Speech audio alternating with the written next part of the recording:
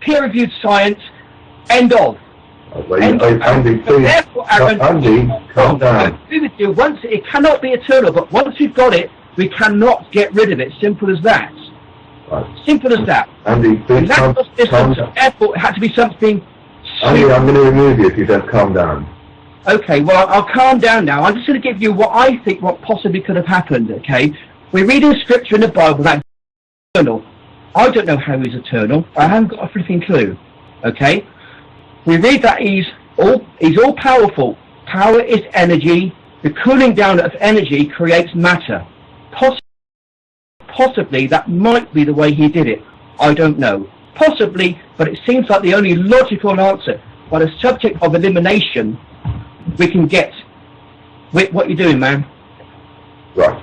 Okay, I'm going to ask Aaron to respond, and then I'm going to... Nothing has gone through my lips. No drugs, no nothing. I'm up a bit of red wine. Calm down. Calm down. I'm going to ask Aaron to respond, and then I'm going to go to CS, and then I'll come back to you, Andy. Okay. What you said I did not explain. I did just explain. I'm sorry if you didn't understand the explanation. Is that time does not remain linear, not on a Cartesian graph, not with the asymptote that I tried to describe. I'm not going to get into, again, explaining how eternity doesn't continue on forever. Okay, there's a point at which it begins, where time begins. And obviously if time begins, you don't have a time before time. Okay, now when you said, we don't know, that's correct. But then you followed that with, we don't know, therefore we know. So you are asserting what is not evidently true. Now, we are saying this is apparently what has happened. The evidence points to this. How did it happen? We don't yet know. You're saying you know. You don't have any evidence to back it, but you're saying you know. Why? Because you've got a book that is 2,000 years old, which we know to be wrong about damn near everything, and you're saying that it states the simplest excuse that humans have ever made up to identify anything, an excuse which has proven to be wrong every time it has been applied in some way that we could actually test. It has proved to be wrong. Now, if you want to go to old books, go to the Tao Te Ching. The Tao Te Ching describes two forces, positive and negative, coming together to create everything. And you'll find that in M theory, there's a very close parallel to that. So when you get into the physics of the Big Bang, you're going to find parallels closer to the Tao Te Ching, to Taoism, than to your version of Christianity. Yeah, not a physicist, but I did take high school physics, and what I recall was that matter and energy can transfer states, and we see this often. There was a recent study where they captured antimatter. I believe it was at CERN. And they captured it for a split second, and as soon as antimatter touches matter, then equal amounts of antimatter and matter turn into energy, and the matter disappears. So we do have matter and energy transferring forms. We study it today. So it is possible that matter can be created from energy, and energy can be created from matter. They just change states. So you're getting the first law of thermodynamics wrong, but that's okay. I mean, to explain to you exactly what's going on. I just know that we can create energy from matter and matter from energy.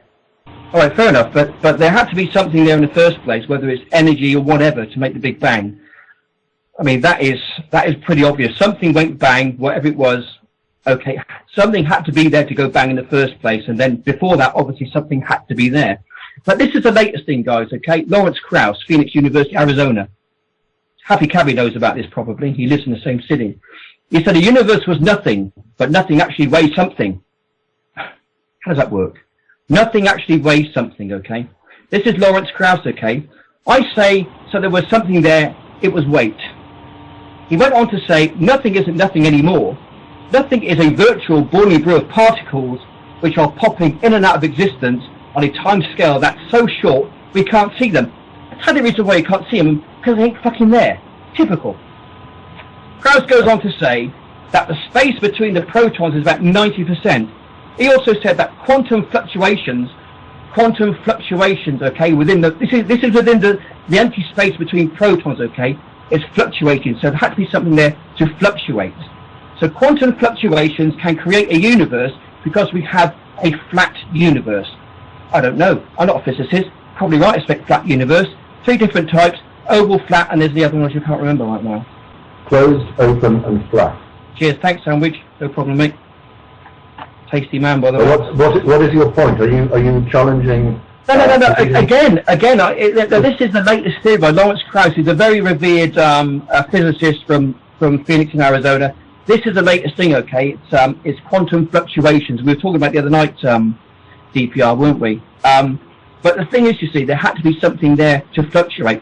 See, this is typical. People, especially physicists and every atheists, they want to find anything whatsoever to disprove God. They will cling on to absolutely anything. And I can go on to it's not a problem at all. We get a refill. Well, what I have to say is quick. This really just strikes me as God of the gaps. His entire argument, everything he's saying, every scientific path he goes down, to me to just come to God of the gaps. We go far enough along and we get somewhere, and here is something that we do not understand. Here is something we're not sure what happened, so therefore there must be a God.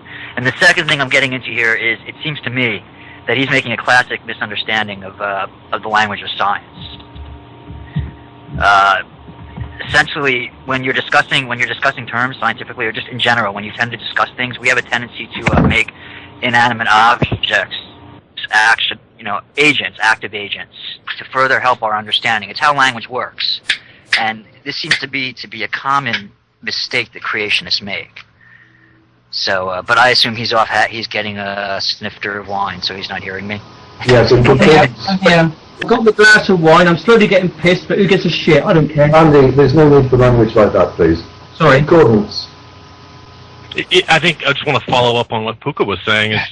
Is sometimes the unknown questions remain unknown until we have an answer, until something can be seen. But which is more likely, that there's something that we don't fully understand about physics in the extreme moments of the what they call the Planck time, or is it more likely that there's a supernatural being that decided to create things before time actually existed, and that a chain of events was led in?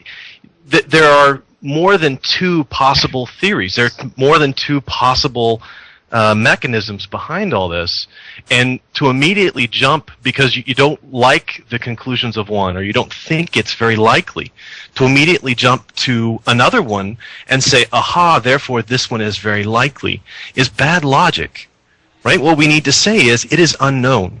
And in science, we need things to remain unknown until we have an explanation we can test. All right? So you're using some very faulty logic here. We don't know, you don't know, someone may know, we may still yet discover it. If you look over the past history of religious answers to metaphysical questions, whenever science and religion have conflicted, it's always been science, which has been upheld over time. There's never been a time when we said, oh, you know what, that scientific explanation is not very adequate. Let's revert back to a more likely metaphysical, supernatural explanation for this particular phenomenon. And I think we will probably, if we live long enough, begin to understand more about the time, the Planck time events that occurred. They're going to be much more explanatory than God did it. And can I come in real fast? I just wanted to comment that there seems to be such a dichotomy and it's an uneven scale, an unfair scale as far as what constitutes victory. I mean, on one side, if you say your answer for everything is either God did it or I don't know. What created God? I don't know. What created it? How did he do it? I don't know. The Lord works in mysterious ways. And that to you constitutes a valid logical argument. Yet when the side of science does it and actually admits that they don't know something, it's we win, victory on the other side. Why is there that false, criteria for winning? Why is it so uneven? Not uneven. Not uneven at all. Just don't understand. I don't know if you've read the Bible at all, but can I come in, DPR? Is that okay? Yes, please do. Okay. So, Witt said, who created God? He did not need to be created. See, we only understand the science which is in this dimension. Fellas, there's 11 dimensions out there. We're probably one of those 11, I guess. The science which affects our three-dimensional world, 4 if you want to include time, we understand. We can test it, it's empirical and blah, blah, everything else. We understand that. There's other dimensions out there we don't know. We don't know the things of God. We haven't got a clue. Okay, but the Bible tells us that he's eternal. I don't know how it happens. I don't profess to know how it happens. We don't know. The disciples asked Jesus in the Mount of Olives, how did you create all things? Jesus said, if I told you, you would not understand. And to this day, we do not even understand how matter and energy is made. We've got all these theories, but we don't understand for sure how matter and energy is made. Sometimes we just got to say, hey, look, guys, we don't know. Perhaps, just perhaps, God Yes, but what we don't could have done it. Andy, what we don't have to do is to say, okay, we don't know, therefore God did it. I don't know for sure. I'm on the fence on this. I mean, if You seem pretty convinced. May I jump in? Yes, Aaron, and then we're going to move on to the points on evolution. All right. But Aaron, last word. Andy, I'm curious about something. You Carry keep going back to the Bible, and Right.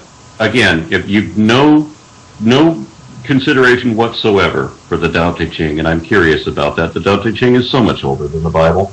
Older than both is the Bhagavad Gita. Well, the Bhagavad Gita by itself is at least as old as the Tao Te Ching. Why not reference that? I mean, it has some of the same stories. It has some of the same stories that, for the Jesus character, but it's instead of Christ, it's Krishna.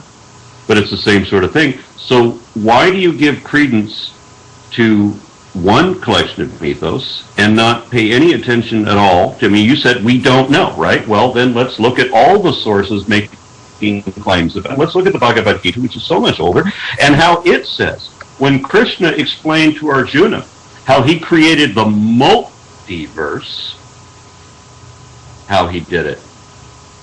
And let's look at if there's any credibility in either story. I mean, the Bhagavad Gita is, 16 chapters worth. We were expected that it was all taken down in dictation. This is God. This is the creator of the universe talking. So I'm sure there's somebody standing there listening in, right? Writing down everything he said. Why do you give no credence to that? If you don't know, then you don't know which book might be correct. Or they might all have gotten something right. Why choose the Bible? Again, Aaron Ra made another statement that the Bhagavad Gita was older than the Bible. How do we know this? I don't know. I wasn't there. I wasn't there 4,000, 2,000 years ago. Was you, Aaron? No, you wasn't. So you can't make an absolute statement like that. But anyway. Well, yeah, I can in this case. I can. Go on in. All right. The archaeology of the Bhagavad Gita is that it's not nearly as old as the Gita itself claims to be. It claims to be over 5,000 years old, but there are comments in it that date the manuscript to around 600 BCE. Now, the Bible, we know by its own statements within, is less than 2,000 years old. I think the oldest compilation thereof is somewhere around 1,700 years old. Yeah, but Aaron, the days of creation supposedly, I don't know this for sure, go back 6,000 years, is more than 5,000 years. You would agree on me, yes? Yeah, but the Bible is not that old. Even the oldest book, the oldest single book in the Bible is only, 3,400 years old? That's the oldest portion of it. Genesis. The oldest portions, no, it's not. It's the book of Job. The oldest portions I mean, there's no idea. Right. The oldest portions of Hindu religion are as old as you're saying the